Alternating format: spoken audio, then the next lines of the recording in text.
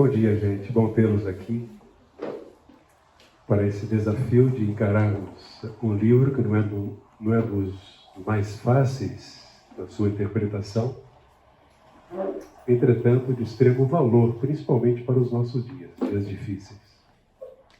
Eu queria orar com vocês, pedir que Deus nos abençoe.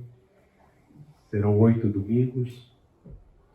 Quero desde já encorajá-los a ler o livro, na busca por familiarização com o texto. Levante as suas questões, as suas perguntas sobre o livro.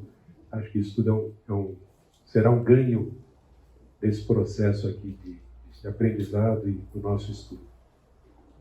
Obrigado, Senhor, por essa oportunidade de estarmos abrindo a Tua Palavra num livro tão especial como este, para procurarmos, ó Deus, não apenas entender o contexto, o propósito, o que o autor quis dizer, mas qual a sua aplicação para nós hoje.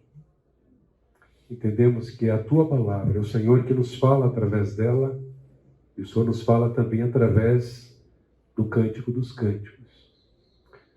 Obrigado por esse grupo, entregamos nas Suas mãos, reconhecemos a nossa limitação e buscamos, ó Deus, sobretudo a Tua sabedoria.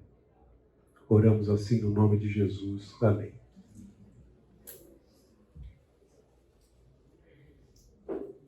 Bem-vindos ao estudo deste livro. Em um certo sentido, o Cântico dos Cânticos é um comentário estendido da história da criação. Como afirma o teólogo Lloyd Carr em seu livro, Cântico dos Cânticos seria uma expansão do primeiro cântico de amor da história, que aparece lá em Gênesis, capítulo 2, versículo 23, quando o homem diz à mulher: esta, afinal, é osso dos meus ossos e carne da minha carne, chamar-se-á varoa, porquanto do varão foi tomado. O outro autor, teólogo Parsons, ele sugere que o cântico possa ser considerado um comentário bíblico de Gênesis 1, 27. Interessante. E também de Gênesis 2, 24 e 25. O que é que nós temos lá? Assim, Deus criou o homem à sua imagem. A imagem de Deus o criou, homem e mulher os criou. E logo no 24, nós lemos: por isso o homem deixa pai e mãe e se une à sua mulher, tornando-se os dois uma só carne. Ora, um e outro, o homem e a sua mulher, estavam nus e não se envergonhavam. Como eu disse no começo, talvez esse seja o mais difícil livro de ser interpretado das Escrituras. A questão é que, de Gênesis a Apocalipse, os 66 livros, nós cremos que Deus se revela através da palavra escrita, assim como Ele se revelou através do Senhor Jesus Cristo, a expressão máxima da revelação de Deus. E se Deus nos fala através de Lucas, de Mateus, dos Salmos, Ele também nos fala através deste livro que compõe o cânon do Velho Testamento. E é interessante, ao considerarmos as várias implicações, inclusive, pelo menos as 4 opções interpretativas ou métodos de interpretação para Cântico dos Cânticos, nós percebermos que um assunto tão importante como casamento, amor, nudez, intimidade sexual é trazido para este livro, ao mesmo tempo em que é considerado em toda a Bíblia, em toda a Escritura, Velho e Novo Testamento.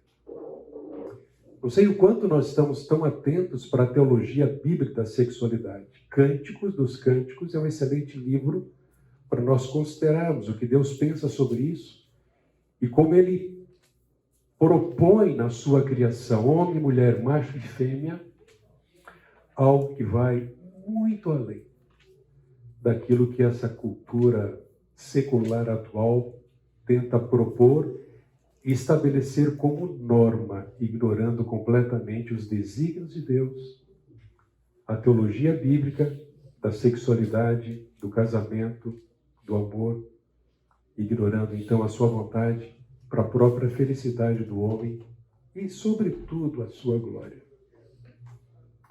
Então, se Deus se preocupa conosco, eu espero que você não tenha dúvidas alguma em relação a isso. Deus se preocupa com você e comigo.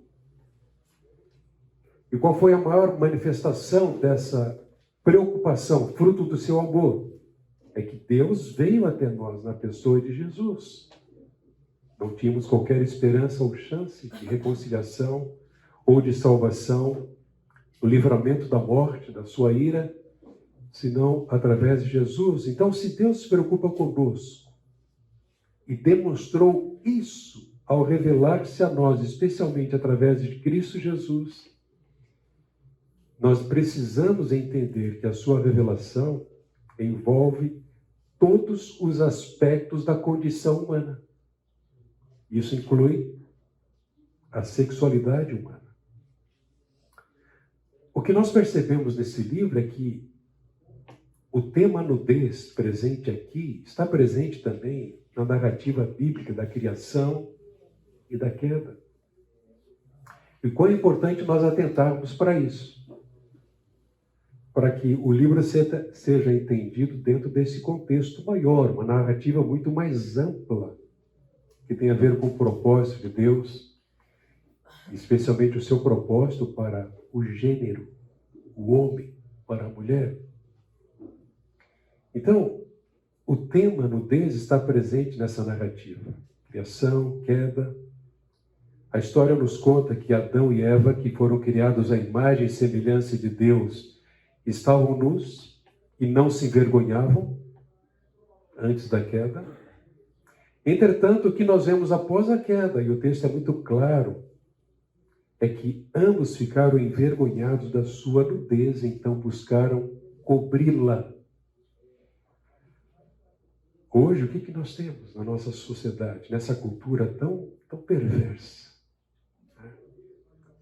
Nós temos a busca cada vez maior do homem expor a sua nudez, da mulher expor a sua nudez, sem limites.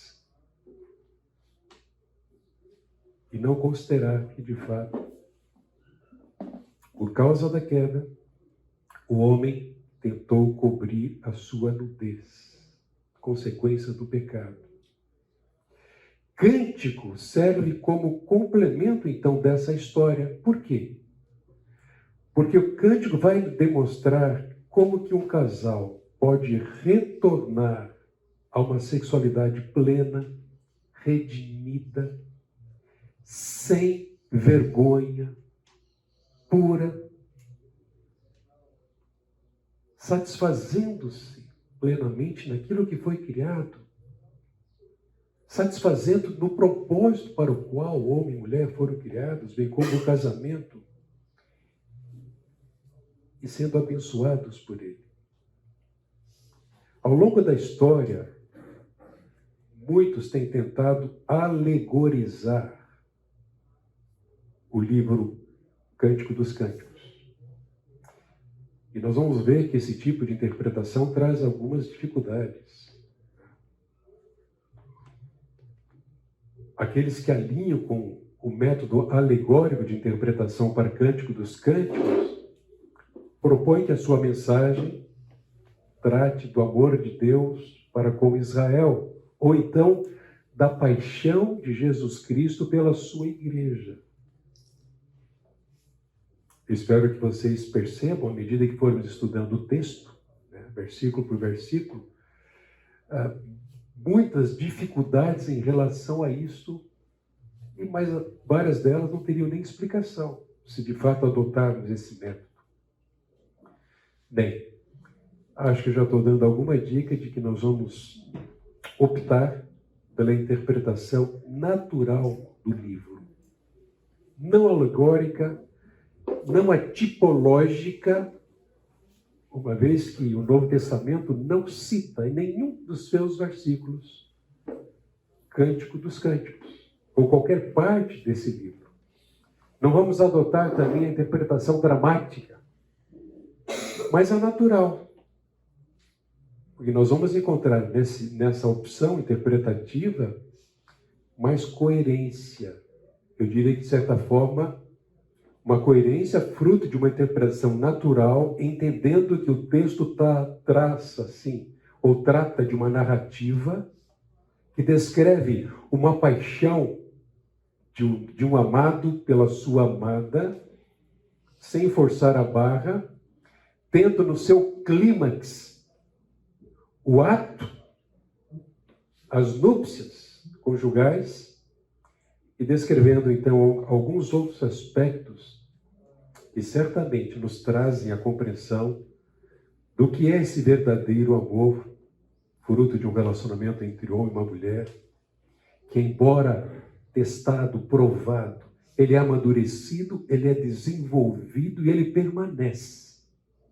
Sob a bênção de Deus, sob a graça do Senhor, ele permanece, ainda que as raposinhas queiram destruí-lo, miná-lo, afastá-lo.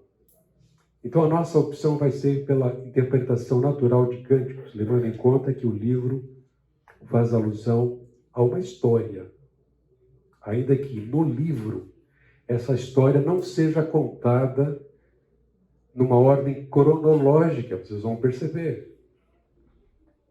Mas esta é a interpretação que nós entendemos ser a mais coerente e devida.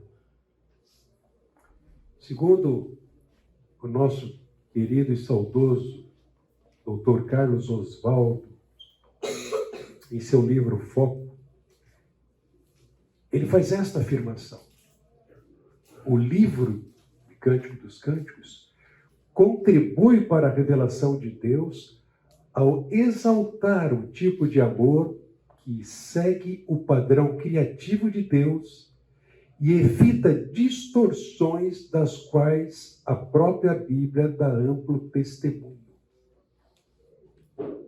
Por que Deus revela através das Escrituras problemas conjugais, traição, abuso e tantos outros problemas que a Bíblia nos traz? Mas ao mesmo tempo revela histórias de amor como esta, que aliás foi escrita por um homem que teve 700 esposas, 300 concubinas. Uau! Que não serviria de exemplo. Mas assim como esse mesmo autor que escreveu Eclesiastes, falando de uma vida fútil, um ciclo vicioso, tudo é em vão, não há propósito, até que ele encontra em Deus a razão de existência, da existência humana. Ele traz um livro como este, possivelmente descrevendo o seu único e verdadeiro amor, apesar de uma vida, digamos, de promiscuidade. Mulheres, várias, que inclusive o levaram a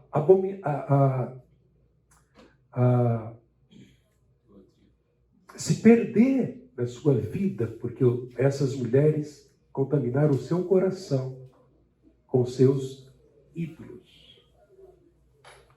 Qual é a importância de Cântico dos Cânticos para os nossos dias? Bem, se nós vivemos no mundo e fazemos a leitura de que este mundo é um mundo que apresenta uma cultura perversa, com muitas distorções e perversões do amor e da sexualidade, e que essas distorções e perversões do amor e da sexualidade têm se tornado a norma, então o Cântico dos Cânticos é extremamente relevante para os nossos dias. No bimestre passado, dando uma das aulas aqui, na verdade 2 aulas, para os pais de alunos adolescentes, de filhos adolescentes, nós podemos destacar a importância de que os pais adotem, defendam e ensinem a teologia bíblica da sexualidade aos seus filhos. Porque eles estão sendo pressionados de várias formas lá fora. E o objetivo principal dessas estratégias, desses movimentos, a partir de uma minoria, é fazer a cabeça, é mudar a mentalidade, é desviá-los da verdade. Desviá-los da verdade. Paulo já fazia referência a isso em Romanos. Por ter se afastado de Deus, trocado o Deus, o Criador, pela criatura, esses homens sem Deus mudariam a verdade pela mentira. Seriam entregues à dissolução para cometer toda a sorte de impurezas, perversidades. Então, isso não nos surpreende de certa forma. A Bíblia já dizia, já apontava para isso, para essa lamentável situação.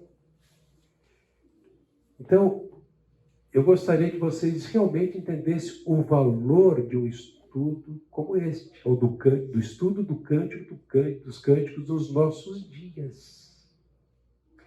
Um livro que é pouco ensinado nas igrejas por aí.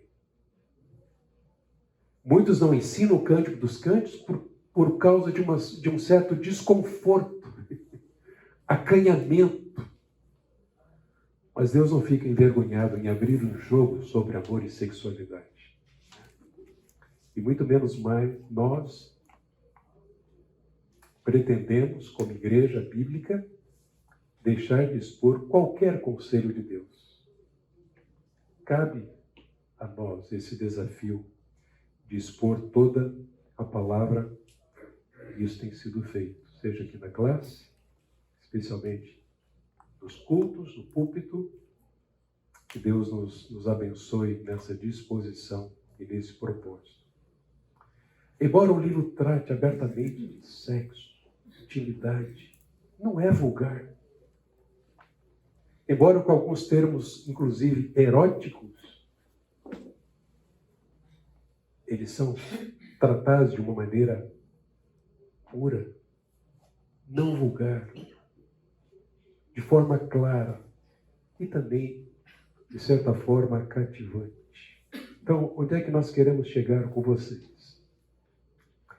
O propósito deste curso visa a exaltação do amor conjugal como dádiva de Deus e também a descrição da obtenção, desenvolvimento e permanência desse amor em pureza e perseverança. Obviamente que estudar um livro como este requer que a gente dê muita atenção para as questões introdutórias, o contexto, a história, a autoria, qual a data em que ele foi escrito, as opções de interpretação para adotarmos uma. Naturalmente, as aplicações que nós vamos fazer destas palavras do livro ou dos seus ensinamentos e princípios depende da abordagem que nós vamos dar ao livro. Então, a sua mensagem precisa ser ouvida, entendida e aplicada às nossas vidas a partir dessa abordagem que nós consideramos de interpretação natural do livro do Cântico dos Cânticos. Este livro, ele faz parte da terceira seção da Bíblia hebraica, aquilo que se chama os escritos, ou, usando o próprio termo, Ketubim. Esta coleção forma, na verdade, essa terceira parte forma uma coleção diversificada, incluindo obras de Daniel, os livros históricos, Crônicas, Esdras e Neemias, Jó, Salmos e Provérbios, e então os chamados 5 rolos, que incluem Cantares, Ruth, Lamentações, Eclesiastes e Esther. Livros que eram lidos publicamente nos principais festivais israelitas.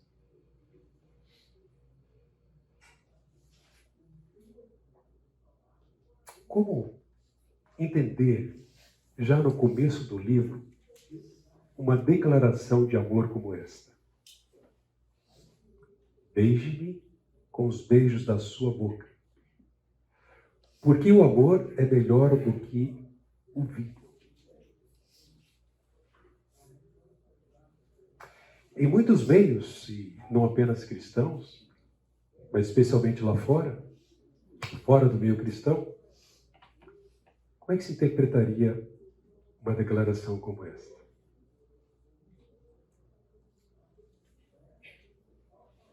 O que ela estaria sugerindo ou propondo? O que se pensaria acerca dessa pessoa que fez tal afirmação? A pessoa do cônjuge oposto. Como é que essa afirmação, a declaração de amor, seria compreendida se feita por um solteiro, a sua namorada ou o seu namorado? É uma cantada. Uma cantada, sem dúvida alguma. Ele está realmente apaixonado, ou ela. Mas não seria também mais do que isso? Se nós considerarmos a intenção da declaração, que vai além da tentativa de demonstrar o quanto se está apaixonado. Estou provocando vocês um pouquinho aqui, apenas para nós atentarmos para as muitas distorções que existem nos nossos dias. Infelizmente, mesmo no contexto da igreja. Aqueles que pensam que sexo gera intimidade. Por isso ele precisa ser experimentado antes do compromisso, da aliança, como garantia. Outras distorções e mentiras sobre o sexo. Sexo liberta. Ainda, impulsos sexuais são naturais, sem dúvida. Mas eles não podem ser reprimidos, já dizia Freud. Hoje nós temos o quê? Uma versão moderna daquilo que Freud ensinava há tanto tempo. Crianças tendo a liberdade para optar sobre a sua sexualidade. Não reprima, não conduza, não eduque menino como menino, deixa ele escolher. Não menina como menino, deixa escolher mais tarde. Consegue pensar em mais alguma distorção ou mentira sobre a sexualidade? Me ajudem.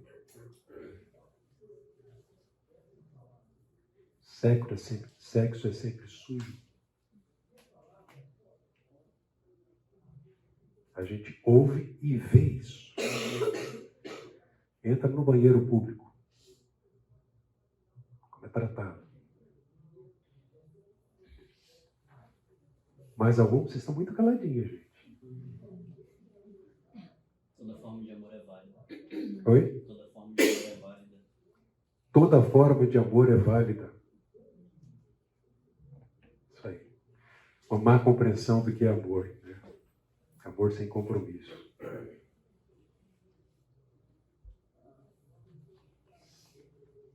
Sexo individual e secreto é uma maneira legítima de satisfazer aos impulsos dados por Deus.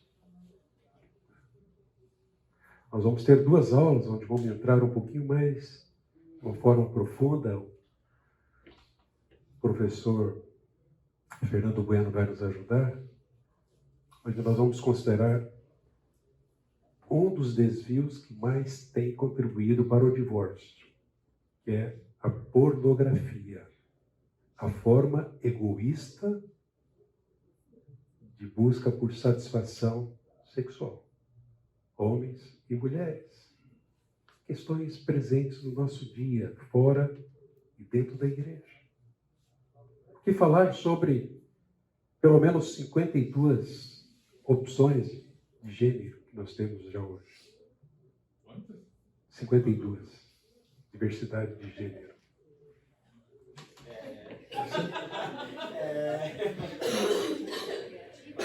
Então, este mundo, esta vida, esses dias são maus.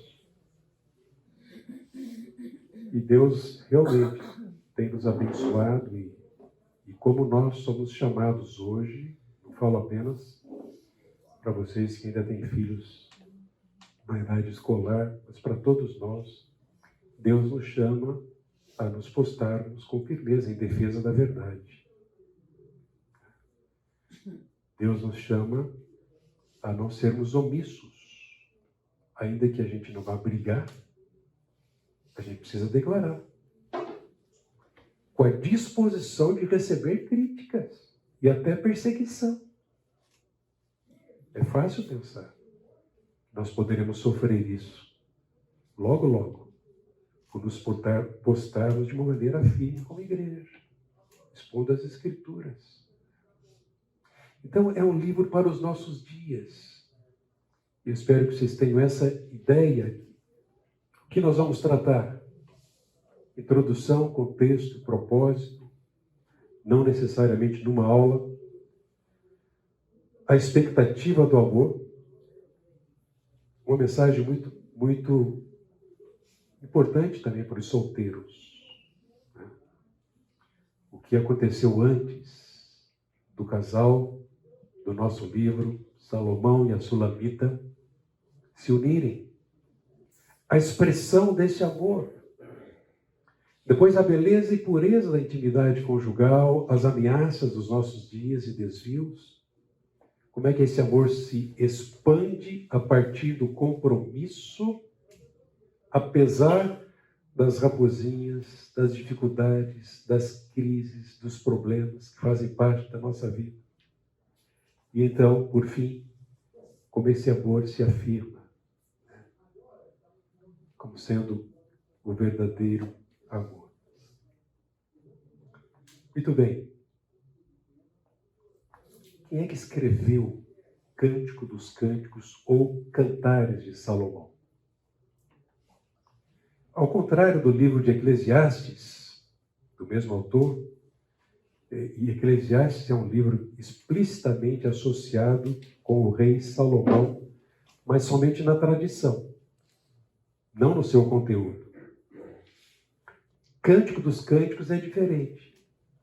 Logo no primeiro verso, que na verdade daí vem o título do livro, Cântico dos Cânticos. Então o livro do Cântico dos Cânticos é claramente conectado com Salomão, o rei, terceiro rei de Israel. Logo então no primeiro versículo nós lemos Cântico dos Cânticos de Salomão. O próprio livro atribuindo a Salomão a autoria do livro. Seja em português, na sua versão, na minha versão, como no hebraico, o livro recebeu o título a partir destas palavras iniciais, que expressa um superlativo, trazendo a ideia de todos os cânticos, este é o cântico. O cântico por excelência, o melhor dos cânticos, o mais belo dos cânticos. E esse título traz a ideia de que Salomão, então, o grande rei hebreu, filho de Davi e Batseba, teria sido o seu autor. Discussões que existem em torno da autoria se devem ao fato de que a expressão de Salomão, conforme aparece aqui no verso, ela traduz uma preposição que admite também outras interpretações, como o Cântico dos Cânticos para Salomão, ou o Cântico em favor de Salomão. Isso tem levado muitos, inclusive, a pensar que seria um livro anônimo, quando se desconhece o autor. Quais são as razões que nós temos para acreditar a Salomão a autoria do Cântico dos Cânticos? Uma delas tem a ver a sua capacidade e liderança. Este homem que havia pedido ao Senhor sabedoria, ele recebeu do Senhor, em resposta à sua oração, sabedoria como ninguém. E isso o levou a ser alguém extremamente capaz, referência, consultado. Reis, líderes de todos os lugares vinham para beber aos pés de Salomão da sua sabedoria sobre os diversos assuntos. E foi durante o seu reinado que o reino de Israel, 971 a 931 a.C., atingiu aquilo que é considerado o ponto máximo da sua glória, da sua riqueza, da sua expansão, sendo ele o patrono das artes, da arquitetura, do comércio internacional. Esse homem, a partir dele, muitas naus, barcos foram construídos. Você pode conferir isso depois em 1 Reis, capítulo 4, 2 Crônicas, capítulo 3, capítulo 4, também 1 Reis 9, capítulo 10. Mas o conteúdo do livro sugere também que esse homem, que é considerado aqui o amado, ele de fato manifestava um estilo de vida bastante abastado. Bastante abastado. É grande, bem grande, gente. E um certo clima de tranquilidade na época em que ele escreveu esse livro. E esse clima de tranquilidade era um clima muito característico da época em que Salomão viveu. Nós vamos conferir isso no capítulo 3, versículos 7 a 10 do livro. Além disso, ele tinha um amplo conhecimento da fauna, da flora de Canaã, o que se harmoniza perfeitamente com o grande nível de conhecimento presente no livro. Então, essa pessoa, Salomão, que seria o autor do livro, ele revela esse grande conhecimento dentro do próprio livro. E isso era próprio de Salomão. 1 Reis, capítulo 32, diz assim: Salomão compôs 3.000 provérbios e os seus cânticos foram 1.005. 1.005 cânticos. Se ele teve 1.000 mulheres, estou brincando, não quero sugerir que foi um para cada uma e 5 de sobra. Não. Mas isso aqui descreve a capacidade dele. 3.000 provérbios, 1.005 cânticos. Falou sobre todas as plantas, desde o cedro que está no Líbano até o hisopo que brota dos muros. Também falou sobre os animais, as aves, os animais que rastejam e os peixes. De todos os povos vinha gente para ouvir a sabedoria de Salomão, e também mensageiros de todos os reis da terra que tinham ouvido falar da sua sabedoria. O cara não era qualquer. E lá no capítulo 3 de Cânticos, versículos 7 a 10, o que nós vemos é que parte dos seus bens, ele tinha uma carruagem ou liteira revestida de prata e ouro. O que era essa carruagem ou liteira? Era um tipo de carruagem, só que era carregado por soldados. Era de madeira importada do Líbano. Quantos soldados? 70 valentes bem treinados era a sua escolta. Isso não era para qualquer um. Apenas alguns detalhes descrevendo não apenas a sua capacidade de liderança, mas o estilo de vida que ele levava, seu amplo conhecimento e também outro aspecto é a geografia do cântico dos cânticos.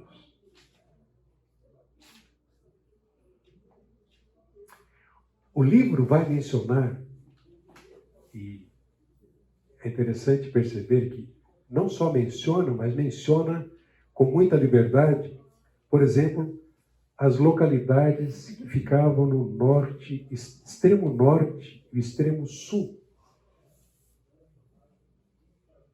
Um comentário que o professor Carlos faz é que é difícil imaginar um judeu pós-exílico referir-se a locais que estariam sob domínio samaritano ou gentil. A geografia da Palestina é bem conhecida pelo autor do livro, extremo norte e extremo sul. Ele tinha esse conhecimento. Algumas questões linguísticas.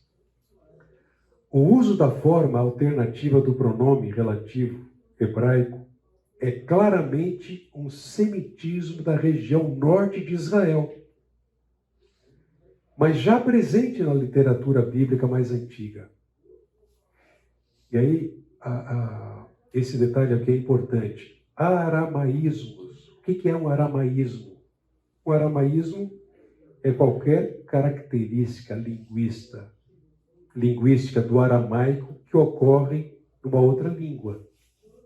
Então, aramaísmos são coisas de se esperar, que elas estão bem presentes no livro, uma vez que um dos personagens principais, Sulamita, era estrangeira.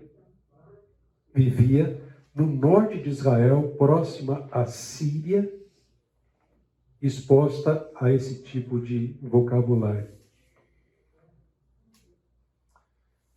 Um detalhe aqui, né? Não é, portanto, de surpreender-se que um poema de amor como este,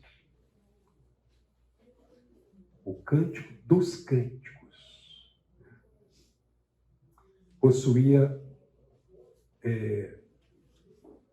fosse atribuído a Salomão. Era do conhecimento de todos daquela época que ele possuía esse harém de mulheres, vasto harém. Obviamente, ele não serve de referência, de exemplo de fidelidade, devoção conjugal, a partir dessa experiência na sua vida. Mas afirma-se também que é possível que o conteúdo de Cântico dos Cânticos revele, como eu disse, aquele que talvez tenha sido o seu único e puro romance e verdadeiro amor.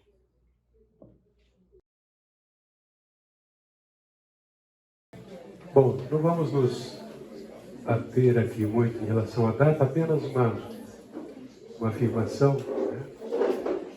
Possivelmente a composição do livro tenha ocorrido em meados do século X, ainda que eruditos mais críticos tenham argumentado a favor de uma data mais recente, no quarto ou terceiro século. Entretanto, a presença de 4 fragmentos de cantares entre os rolos do Mar Morto, isso aqui é datado de 1947, quando um beduíno encontrou nessas cavernas esses manuscritos às margens do Mar Morto. Então, a presença desses 4 fragmentos de cantares entre os rolos adverte-nos contra a opção de uma data tão recente do livro. Nessa grande descoberta, 930 fragmentos de manuscritos hebraicos, aramaicos e gregos foram encontrados em 11 cavernas nessa região, datando de 250 a.C. até o século I da era cristã.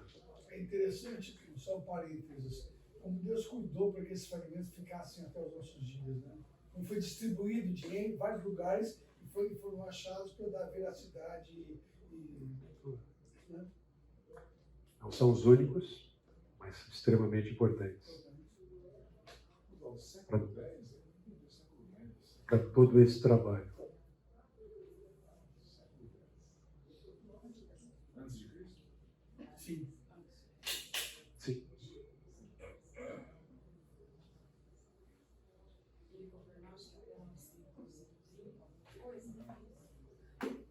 Bom, vamos lá. Vocês que têm se aprofundado no estudo das Escrituras sabem da importância de uma interpretação responsável, profunda, séria, né? Muito além daquilo que aparece na superfície, uma simples leitura. Tanto a exegese quanto a hermenêutica são extremamente importantes. Então, uma grande questão a ser resolvida sobre a interpretação, sobre o estudo deste livro, como eu disse, é a questão do tipo de literatura a que pertence e qual abordagem nós vamos assumir ao interpretar o livro. Lembram-se quais são as 4 abordagens historicamente têm sido adotadas? Alegoria, tipologia, drama e a interpretação natural. Uma pequena síntese sobre cada uma delas. Alegoria. O que nós entendemos por interpretação alegórica? Bem, essa palavra traz a ideia de dizer uma coisa que significa outra. Então, por exemplo, quando ele fala de amado, é o que ele está afirmando, a interpretação alegórica sugere que o amado seja o Senhor. Amada a igreja, ou Israel.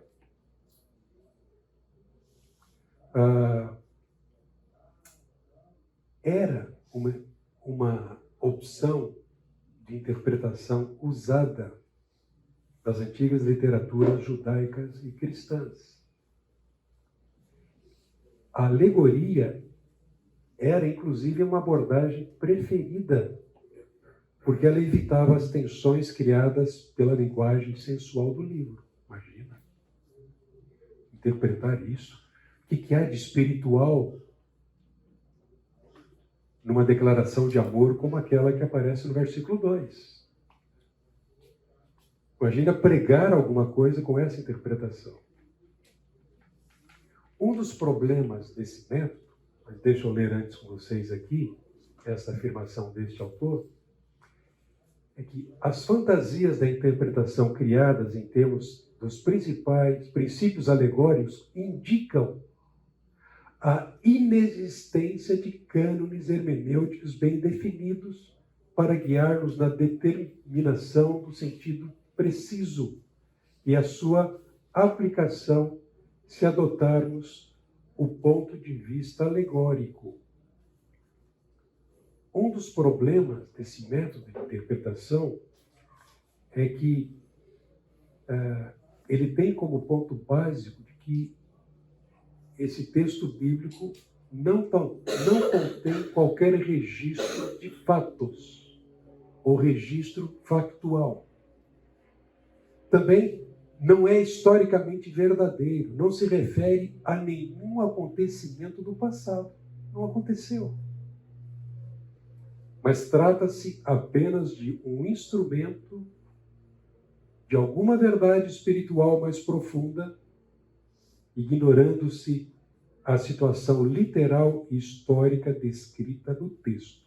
Percebe? Então nós não teríamos aqui uma narrativa histórica.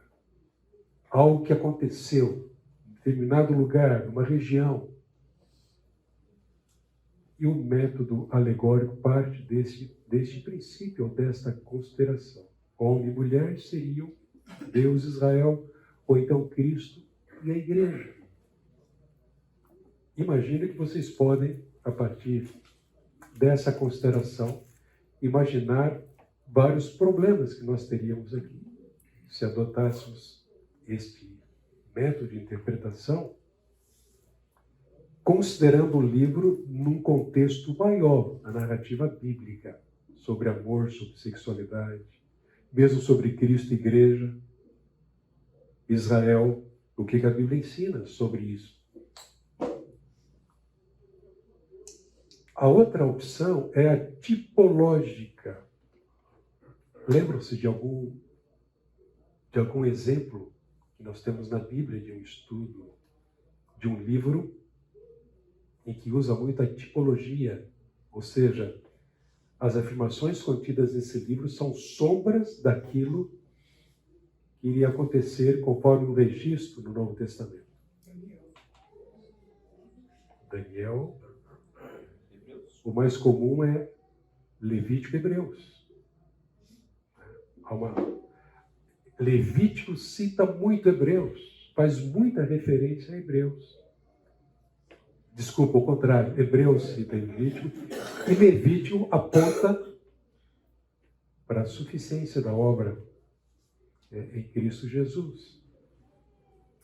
Convém notar que, enquanto a alegoria nega ou não leva em conta a historicidade ou a realidade factual do registro, impondo um sentido mais profundo, espiritual, a tipologia reconhece, sim, que aconteceu, reconhece o relato bíblico, a validade do relato no Velho Testamento, por seu próprio direito, mas em seguida encontra no mesmo relato um paralelo claro com algum ensino ou acontecimento do Novo Testamento. É o caso de Levítico e Hebreus.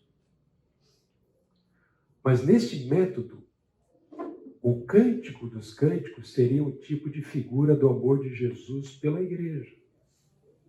Qual é o perigo aqui? Qual é o porém? O problema aqui é que neste método de interpretação, não apenas em relação ao livro de Cantares, mas em relação às Escrituras, não se pode afirmar aquilo que não existe. Por exemplo, nada no livro de Cântico dos Cânticos sugere a interpretação tipológica.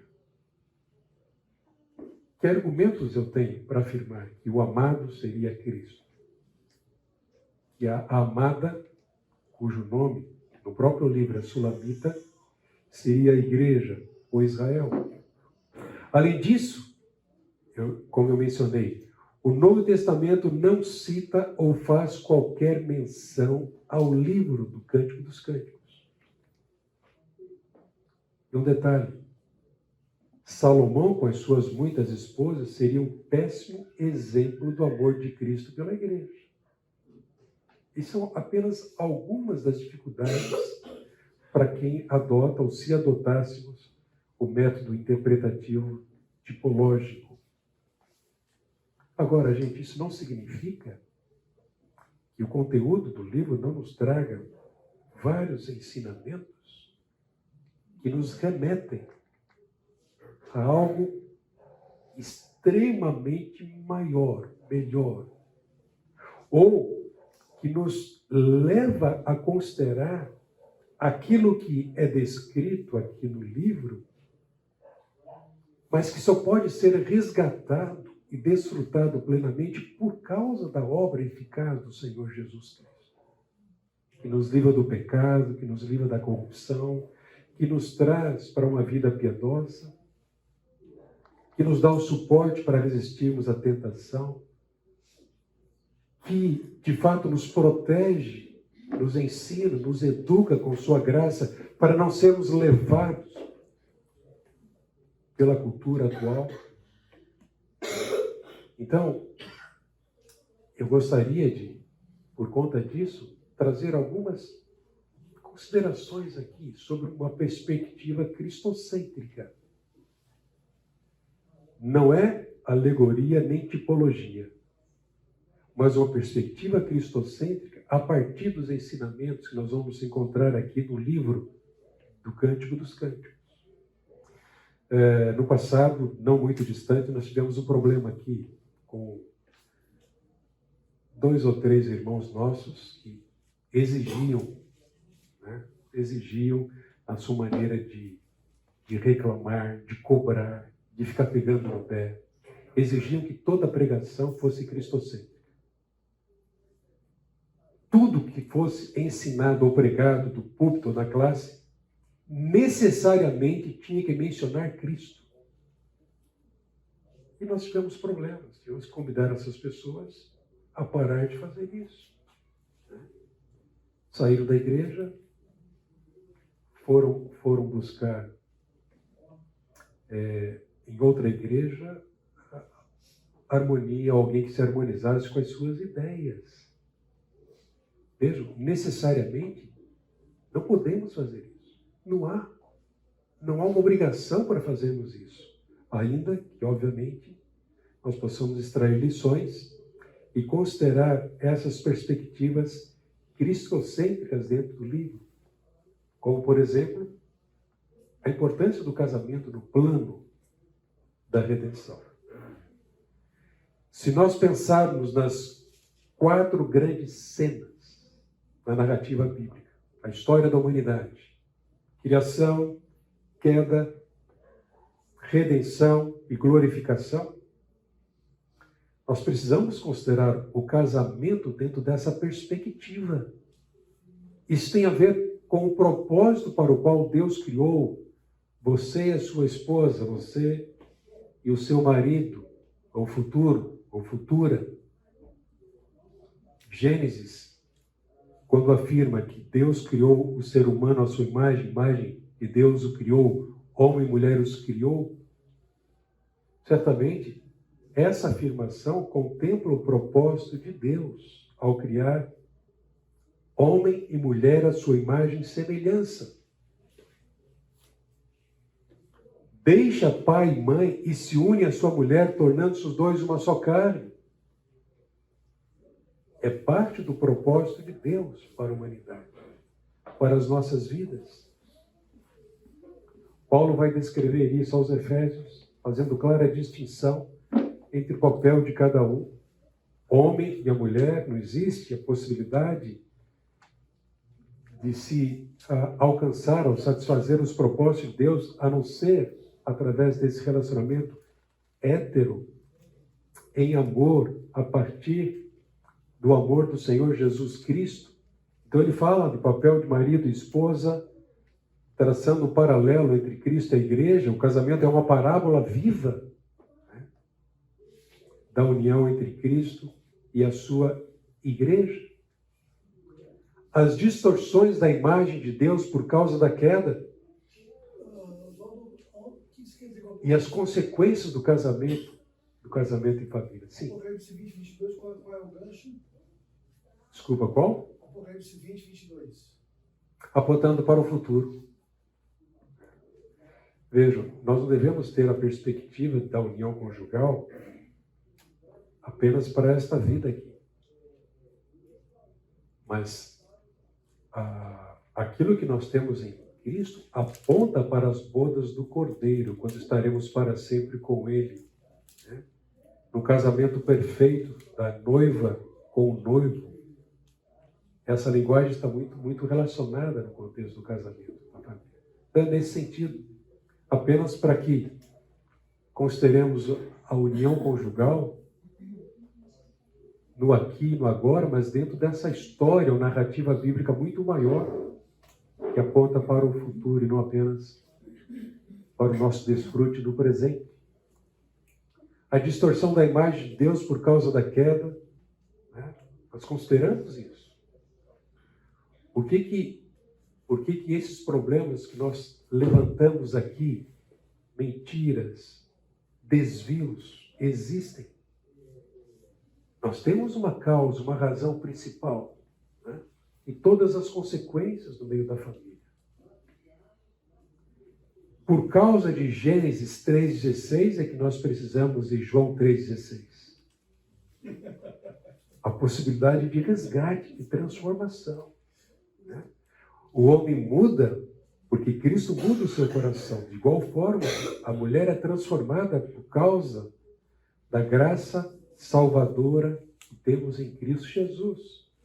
E essa mesma graça é que os educa para que possam viver uma vida piedosa como filhos de Deus e também no contexto do casamento. A pureza sexual é possível como parte do plano de Deus antes e após o casamento. Deus não deu ao homem e à mulher impulsos tão importantes para que pudesse levá-lo a uma vida de escravidão, sem capacidade de controle desses impulsos.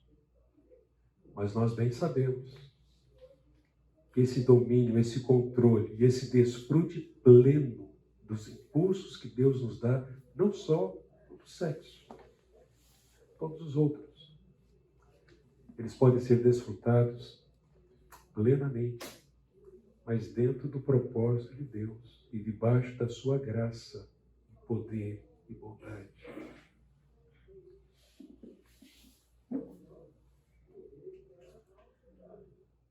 O prazer físico, que Deus abençoa, e nós sabemos que o prazer físico é algo que é dado por Deus. A Bíblia estimula isso. A intimidade sexual não existe simplesmente para procriação ou multiplicação da espécie, mas para que um homem e uma mulher se satisfaçam mutuamente, através da troca, a mútua gratificação no contexto do casamento, a partir da aliança. Então, o prazer físico que Deus abençoa e usa como selo da aliança matrimonial. E esse é o fundamento para esse desfrute. Uma perspectiva também de que a redenção do casamento e da sexualidade humana, conforme eu disse, ela é possível em Cristo Jesus. Pedro fala ali do marido, da esposa, mesmo daquele que não se sujeita à palavra, deve ser ganho sem palavra alguma, fala dos deveres do marido, relacionando a oração. E por fim, uma perspectiva de que o amor de Deus, demonstrado na cruz como fundamento do lar e da reversão dos efeitos do pecado. Ainda que muitos venham dizer, não,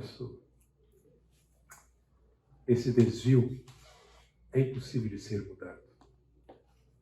Estou falando da sexualidade, questões relacionadas à sexualidade. Ou então, é fruto do gênio, é impossível de ser mudado. Se nós aceitarmos isso, nós vamos aceitar uma mentira, que é contrária ao que Deus nos ensina, ao que Deus afirma. Mas, novamente, nós não nos postamos em defesa da verdade simplesmente para tristeza ou desapontamento daqueles que não seguem a verdade. Mas nós nos postamos com firmezas, principalmente para declararmos, testemunharmos, afirmarmos o amor de Deus em Cristo Jesus, que muda o indivíduo, o ser humano, qualquer que seja a sua condição, seja novo, jovem ou adulto, ele pode ser transformado pelo amor de Deus. Muito bem. A terceira opção interpretativa é a dramática. Há fortes argumentos contrários à ideia de que Cantares, ou Cântico dos Cânticos, seja considerado um drama. As falas longas demais, a falta de desenvolvimento do personagem ou deles, a falta de evolução no enredo para se chegar ao clímax dramático, a falta de resolução, além de outros argumentos. Então, não parece ser um drama para ser representado em determinadas ocasiões festivas. Além disso, essa terceira forma de abordagem para a interpretação do Cântico dos Cânticos, ela, embora tenha sido parte da tradição da igreja, né, da tradição eclesiástica, várias teorias têm sido levantadas como cânticos seriam canções nupciais sírias, ou então o festival de entronização do rei, ritual cultico que celebrava o casamento sagrado de uma deusa com o rei, e assim por diante. Apesar das grandes diferenças entre essas teorias, algo que as une é a abordagem de que o cântico seria o texto dramático composto originalmente para ser encenado ou para ser cantado. E por fim, a que nós vamos adotar, por causa da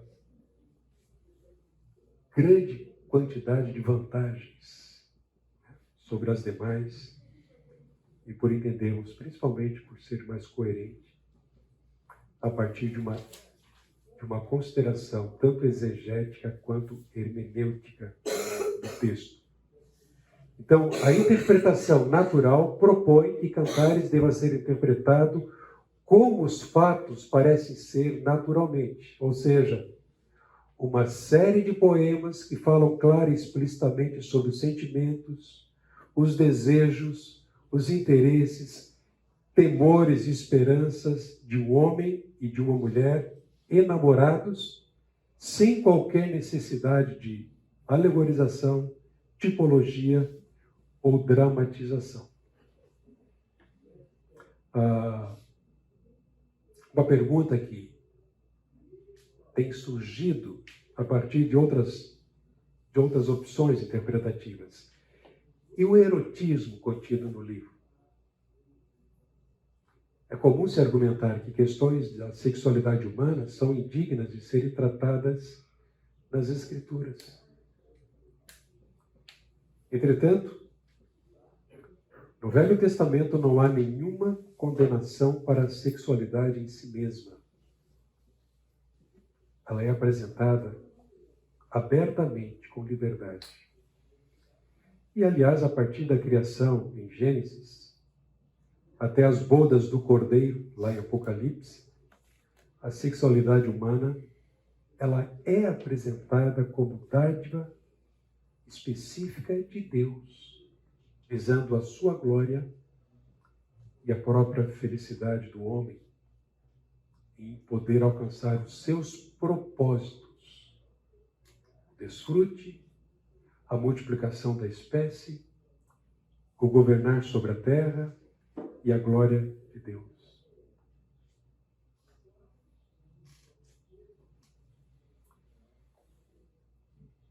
Será que de fato entendemos a importância do estudo desse livro?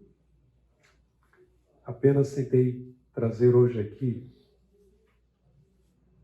algumas considerações que eu julgo serem importantes para nos despertar para o estudo desse livro.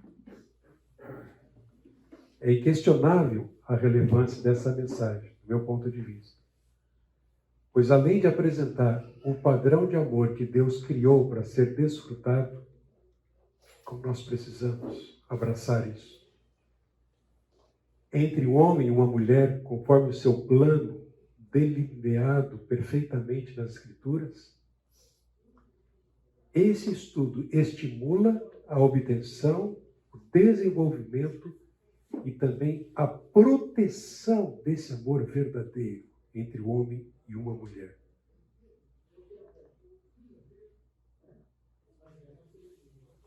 Se você pudesse apontar,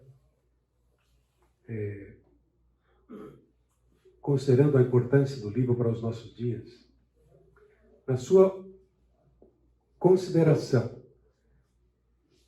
ao refletir sobre o que nós estamos enfrentando hoje, lá fora, e mesmo no meio cristão evangélico,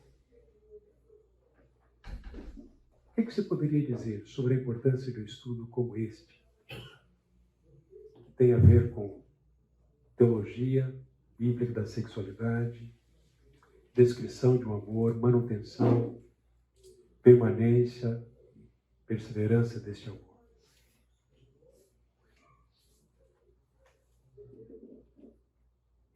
Fortalecimento do relacionamento conjugal a partir da compreensão da perspectiva divina, né?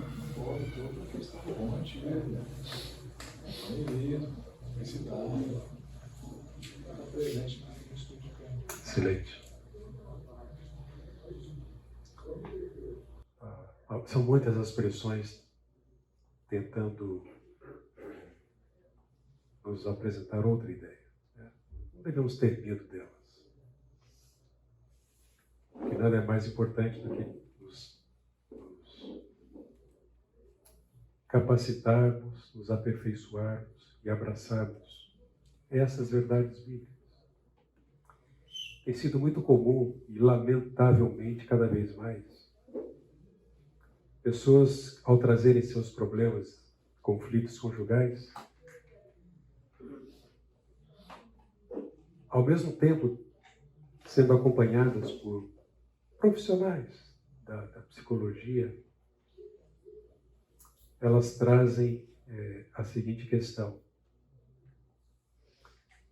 tenho sido acompanhado e a sugestão foi: você pode ser feliz, sai fora desse relacionamento. Isso é cada vez mais comum.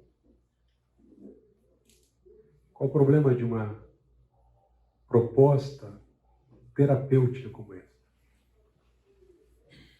Ainda que haja casos realmente complicadíssimos. Mas qual o problema? Primeiro, a felicidade não é o alvo maior de Deus para a vida humana. E aqueles que se casam, de fato, tendo a felicidade como a principal questão, eles vão ter muitos problemas, porque eles vão buscar desenvolver um relacionamento egoísta. Eu mereço, eu posso. Você precisa me dar e oferecer.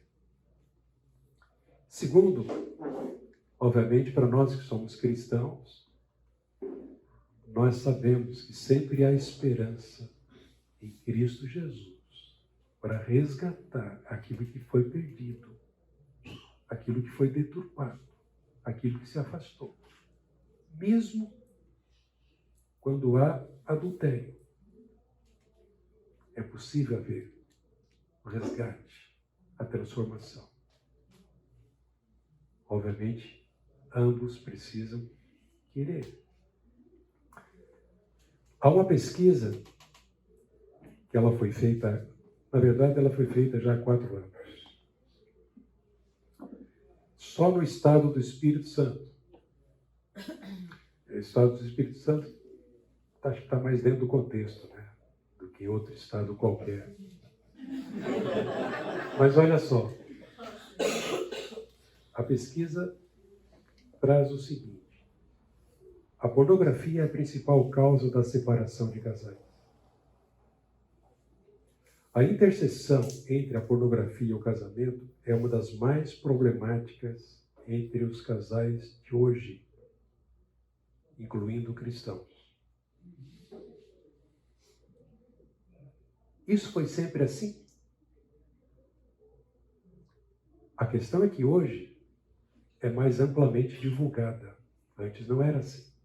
Não que não havia.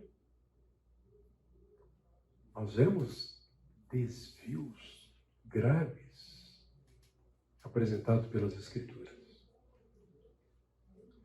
O erotismo explícito através de imagens, narrativas e simbolismos, hoje é celebrado como um bem cultural em alguns setores da sociedade. Qualquer um de nós, ao olhar para aquilo que a mídia tem apresentado, concorda com isso. O erotismo celebrado, a traição celebrada, a vergonha exposta celebrada, a diversidade é celebrada. Parece que nós somos quadrados, ultrapassados, ao nos levantarmos em defesa da pureza do casamento, da beleza da intimidade sexual monogâmica, entre um homem e uma mulher. Parece que nós somos ultrapassados. A doutrina do pecado é ridicularizada, e tantas outras questões, fruto também de uma economia capitalista, de livre mercado, e recompensa os que criam um produto atraente, desejável, despertando aí o fluxo de endorfina, ou os hormônios do prazer. Não precisamos disso. Então, que Deus nos leve, através desse estudo, a uma disposição sincera de aprender, corrigir o que estiver errado, aperfeiçoar o que precisa ser aperfeiçoado. E vejam, quando eu digo precisa ser aperfeiçoado, é porque eu creio que o nosso casamento não chegou ainda àquilo que pode ser, por causa da nossa fraqueza, da nossa condição. Nós sempre vamos crescer e precisar de crescer por causa da nossa limitação, por causa do pecado, buscando esse ideal que Deus tem proposto para nós. Então, Deus está trabalhando, Ele continue a trabalhar em nós através dessa série de estudos. Deixa eu propor para vocês leiam, buscando se familiarizar com o texto. Uma boa maneira de estudar um texto é fazer perguntas. Quem, quando, por quê, o quê. Despeje perguntas para você mesmo, para refletir. Percebam, por exemplo, as várias figuras de linguagem relacionadas. Há dezenas de figuras de linguagem. Muitas delas nós jamais usaríamos numa declaração de amor. Como, por exemplo, eu te comparo às éguas de Faraó, querida minha. Eu ia levar um bom supapo da Inaiá se eu dissesse isso. Preste atenção nas expressões ou frases repetidas. É um cântico. Esses refrãos aparecem aí. Ele quer dar ênfase para algo tão importante que ele está declarando. Então, vocês levem isso como tarefa para casa. Queria que um de vocês orasse espontaneamente. Nós vamos encerrar hoje aqui.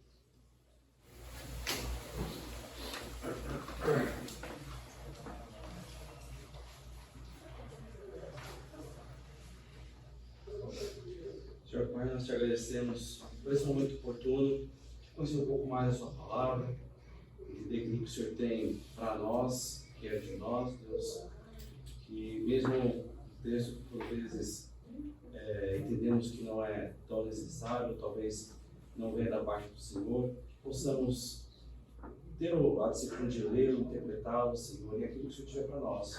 O Senhor também nos transpareça de forma clara, direta, que nós possamos compreender, meditar e pôr em prática, Deus. E aquilo que por vezes vier contra o que estamos fazendo, o Senhor também nos incomode, nos constranja a seguir e cumprir o verdadeiro amor, Pai, entre irmãos, mas principalmente no matrimônio, no casamento, para que vemos aqui, Senhor, o espelho reflete daquilo que o Senhor quer, entre o Senhor e nós, Pai, entre a igreja e o teu amor. Possamos ter um domingo abençoado, debaixo da tua graça, da tua poderosa mão, precioso nome do Senhor Jesus Cristo. hoje e sempre. Amém. Amém.